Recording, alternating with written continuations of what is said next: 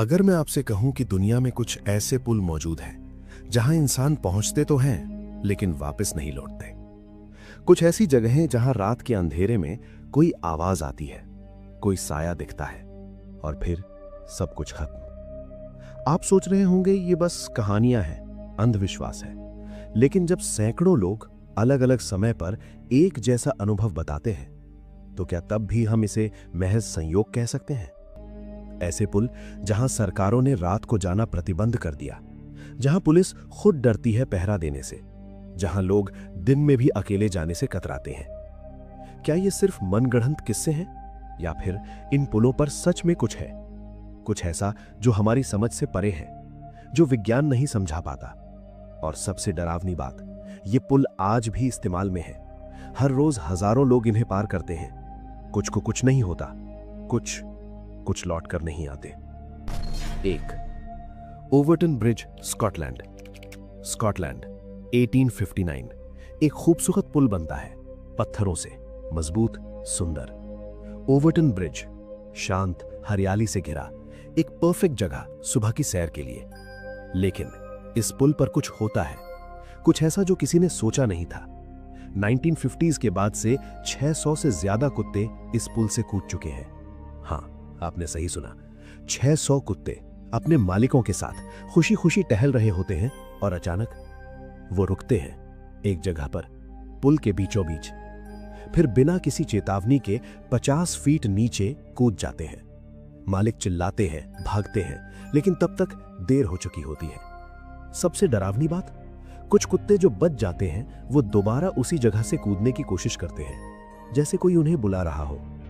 Animal बिहेवियरिस्ट्स आए, वैज्ञानिक आए, साइकोलॉजी एक्सपर्ट्स आए, सबने अपनी थ्योरी दी। कुछ कहते हैं नीचे जंगली जानवरों की गंध है, मिंक की, फॉक्स की। लेकिन अगर सिर्फ गंध की बात है तो हर कुत्ता क्यों नहीं कूदता? क्यों सिर्फ लॉन्ग नोज्ड ब्रीड्स? क्यों हमेशा उसी साइड से? क्यों हमेशा धूप वाले दिन?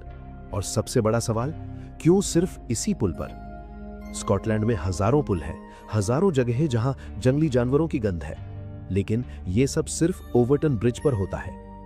लोकल लोग कुछ और कहते हैं। वो कहते हैं 1994 में एक आदमी ने अपने बच्चे को इसी पुल से फेंक दिया था। उसका नाम था केविन मॉय। वो चिल्लाया था, the devil made me do it.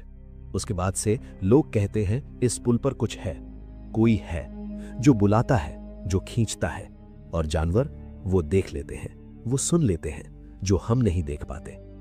आज भी ओवरटन ब्रिज पर वार्निंग बोर्ड्स लगे हैं, keep your dog on leash.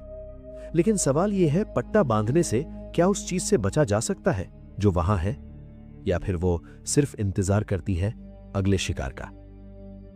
दूसरा, ओरिसुंड ब्रिज, स्वीडन, डेनमार्क। गायब हो जाने वाला पुल। कल्पना कीजिए, आप गाड़ी चला रहे हैं समुद्र के ऊपर, एक खूबसूरत पुल पर, चारों तरफ नीला पानी, और अचानक पुल गायब हो जाता है। आप पानी में डूब रहे हैं। यह कोई नाइटमेयर नहीं है, यह है ओरिसुंड ब्रिज, दुनिया का सबसे अजीब पुल जो बीच में गायब हो जाता है। स्वीडन और डेनमार्क को जोड़ता है। 8 किलोमीटर लंबा पुल, फिर एक आर्टिफिशियल आइलैंड, फिर 4 किलोमीटर लंबी टनल। क्यों? इंजीनियर्स कहते हैं हवाई जहाजों की उड़ान के लिए। कोपेनहेगन एयरपोर्ट बगल में है, लेकिन लोकल लोग कुछ और कहते हैं। वो कहते हैं 1990s में जब ये कंस्ट्रक्शन शुरू हुआ, कुछ अजीब घटनाएं हुई।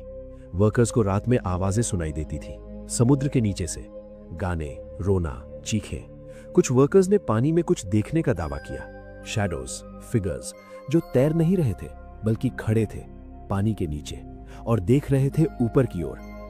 12 वर्कर्स मिस्टीरियसली गायब हो गए कंस्ट्रक्शन के दौरान। Official report, accidents. लेकिन जो वर्कर्स बचे वो कहते हैं उन्होंने उन 12 लोगों को देखा था पानी में जाते हुए, खुद से, जैसे कोई बुला रहा था। और सबसे अजीब बात, जब डाइवर्स नीचे गए उन्हें कुछ नहीं मिला, न बॉडीज, न कपड़े, न इक्विपमेंट, बस समुद्र का तल और सन्नाटा। आज हर साल लाखों लोग इस पुल को पार करते हैं। कुछ लोग टनल में घुसते समय अजीब महसूस करते हैं, हेडेक। कुछ लोगों ने रिपोर्ट किया कि उन्हें लगा जैसे कोई कार में बैठा है पीछे की सीट पर, लेकिन जब वो मुड़कर देखते हैं कोई नहीं होता। साइकाइट्रिस्ट्स कहते हैं ये क्लॉस्ट्रोफोबिया है, टनल फियर। लेकिन ये सिर्फ इसी टनल में क्यों होता है? और वो 12 वर्कर्स, वो कहां गए? स्वीडिश अथॉरिटीज ने सारे रिकॉर्ड्स सील कर दिए। क्यों? क्या वो कुछ छुपा रहे हैं या फिर वो खुद नहीं जानते कि वहां क्या है? एक बात पक्की है, जो पुल बीच में गायब हो जाता है उसके नीचे जरूर कुछ है, कुछ जो दिखना नहीं चाहता। तीसरा, दानियांग कुनशान ग्रैंड ब्रिज, चाइना। दुनिया का सबसे लंबा पुल 165 किलोमीटर। हाँ, 165 किलोमीटर। चाइना 2011 में बना। दानियांग कुनशान ग्रैंड ब्रिज इंजीनियर्स की मास्टरपीस, मॉडर्न टेक्नोलॉजी का चमत्कार। लेकिन इसके कंस्ट्रक्शन के दौरान कुछ ऐसा हुआ जिसके बारे में चाइनीज गवर्नमेंट आज भी चुप है। 2008 कंस्ट्रक्शन का पहला साल, 10,000 से ज्यादा वर्कर्स, 24/7 काम। और फिर एक रात सेक्शन 47 यांगचेंग लेक के पास अचानक सारे वर्कर्स का रेडियो कम्युनिकेशन कट गया 30 मिनट के लिए। जब कम्युनिकेशन वापस आया, 127 वर्कर्स गायब थे। ऑफिशियल स्टेटमेंट, मास डिजर्शन, भाग गए। लेकिन उन वर्कर्स के फैमिलीज ने कभी उनसे दोबारा कांटेक्ट नहीं किया। उन वर्कर्स के बैंक अकाउंट्स कभी टच नहीं हुए, उनके mobile phones permanently switched off. और सबसे अजीब, सर्वेलेंस फुटेज उस रात की करप्टेड। सारे कैमरास उसी समय उसी सेक्शन में। चाइनीज ब्लॉगर्स ने सीक्रेटली कुछ वर्कर्स से बात की जो वहां मौजूद थे। वो कहते हैं उस रात यांगचेंग लेक से एक रोशनी निकली थी, नीली, तेज, पानी के नीचे से। फिर एक आवाज, बहुत लो फ्रीक्वेंसी, इतनी कम कि सुनाई नहीं दी लेकिन महसूस हुई, वर्कर्स की छाती में, दिल में, हड्डियों में। और फिर 127 लोग एक साथ लेक की तरफ चलने लगे। बाकी वर्कर्स ने चिल्लाया, रोका, लेकिन वो 127 जैसे ट्रांस में थे, सीधे पानी में उतर गए और गायब। चाइनीज नेवी ने पूरी लेक खंगाली, डाइवर्स भेजे, सोनार यूज किया, कुछ नहीं मिला। बस लेक के बीचों बीच एक गड्ढा, बहुत गहरा। सोनार भी इसकी गहराई नहीं नाप पाया। लोकल लोग कहते हैं यांगचेंग लेक के नीचे एक पुरानी सभ्यता के अवशेष हैं, थाउजेंड्स ऑफ ईयर्स पुराने, और वो अभी भी एक्टिव हैं। आज दानियांग कुनशान ब्रिज पर हर रोज लाखों व्हीकल्स गुजरते हैं, लेकिन सेक्शन 47 के पास स्पीड कैमरास हमेशा मैल फंक्शन करते हैं, मोबाइल सिग्नल्स अचानक गायब हो जाते हैं। और कुछ ड्राइवर्स ने रिपोर्ट किया कि उन्होंने लेक में रात को रोशनी देखी है, नीली, पानी के नीचे से ऑन और ऑफ होती हुई, जैसे कोई सिग्नल दे रहा हो या फिर कोई बुला रहा हो।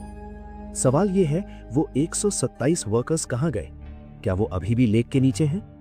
और सबसे डरावना सवाल, क्या वो अभी भी जिंदा है? आज की वीडियो आपको कैसी लगी? अगर आपकी अच्छी लगी तो इस वीडियो